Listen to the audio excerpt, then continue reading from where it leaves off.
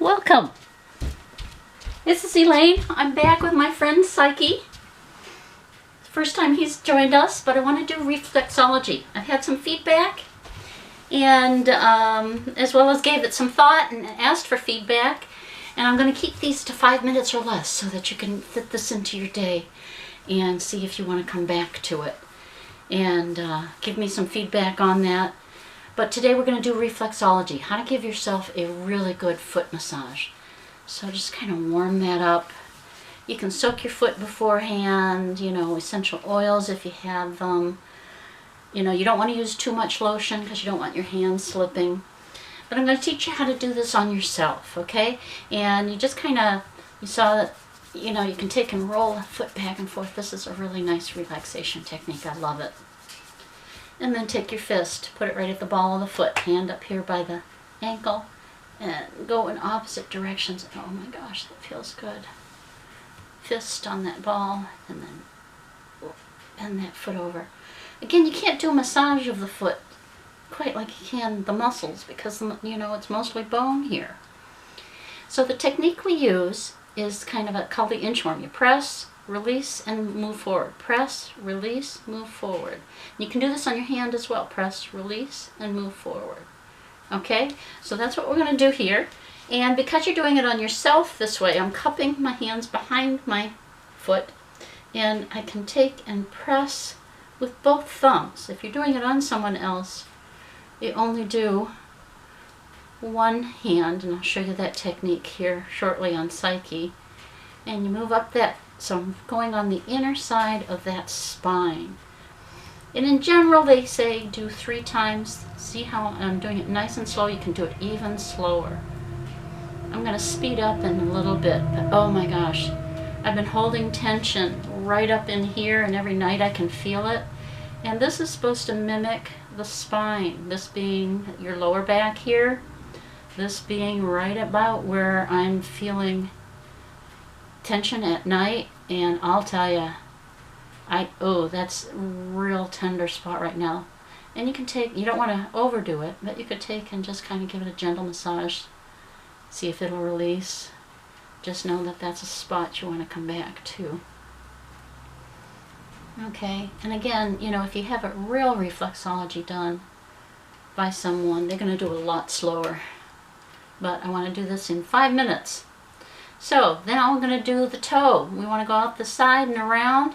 This is the brain. Okay, so you want to give lots of massage there to the brain and across the pad of the foot. And see how I've got one hand behind it to hold it steady. And see how I'm just kind of, and then you want to make sure you get kind of like the neck. And this is literally on this one. This is your neck. If this is your brain, this is your neck. And you want to make sure you get the front of that toe as well. Okay, it's really tender. Again, that's where I'm holding tension. It's the base of the neck right next to, this is the lung area right in here. So this is that upper back. This is the lungs. That makes sense. And then there's the neck. Okay, and I got tender spots right there. So make sure you get over the tops of all your other toes. See, I'm just kind of doing it in turbo version right now. Oh my gosh. Ooh, that toe. I'll have to check that one out. They've got a lot of diagrams online. Ooh, that one's tender too. And I've got some books, but online you can Google reflexology points and see what they're likely to be. And again, so I'm going up, and this is kind of opposite how they do it on you because they're facing you. But this still works. It still works. Oh my gosh, this feels good. Then you can kind of bring the foot back like this, and taking thumbs from both sides, come across that top, and again, that's that top of that shoulder blade. Oh boy, that feels good. So this is the lung area, okay? And again, take those thumbs. I'm going to be doing this some more. I think it'll work really well on while I'm watching TV. Just take a sock off. Okay, so you know how your foot bends right here, and right below that area, that's the lung. This is your diaphragm line, okay? So get the thumbs right up under those bones, okay? And, oh my gosh, press and hold, press and hold. Whew. These are really good things, one for relaxation, but also, and then in the center right there, right underneath those bones, press and hold, that's the solar plexus nerve bundle. I started doing this when I had pneumonia twice in 2 years, about 10 years ago.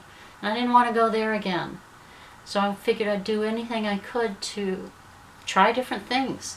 And I've been doing it since to help when I get colds and flus. I used to do it for quite a bit for general maintenance, and I really should get back to it. But see, now I'm working down.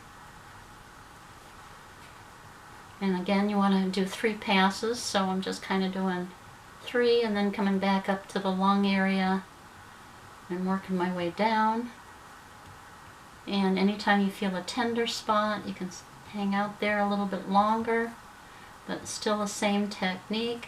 If you're having sciatic pain, I find this is a little bit hard to do on myself.